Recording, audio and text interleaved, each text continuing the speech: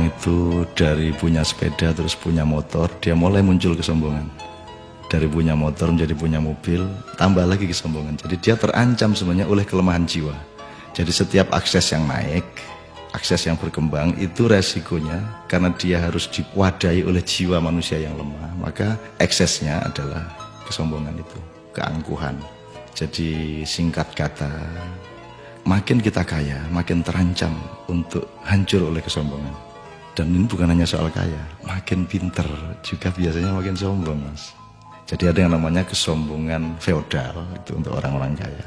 Ada kesombongan kuasa, itu orang tuh makin berkuasa makin sombong, makin tidak tahu bagaimana berdiri sejajar dengan orang lain. Jadi kekuasaan menciptakan kesombongan, kekayaan menciptakan kesombongan. Dan saya ingin mengatakan poin yang sebenarnya bukan itu. Kepandaian juga sangat berbahaya untuk memunculkan kesombongan kita. Dalam bahasa populer kita sebut keangkuhan intelektual.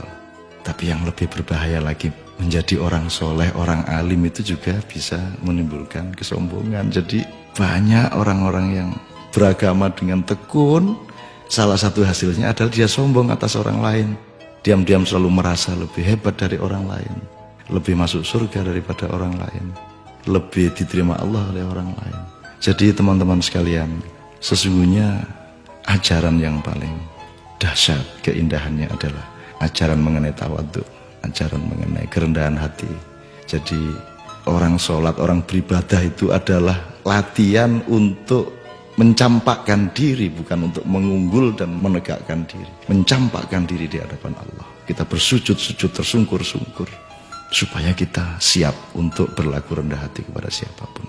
Karena sekarang ini betul-betul bukan hanya orang kaya, bukan hanya orang kuasa, bukan hanya orang pintar, tapi orang alim juga sombong.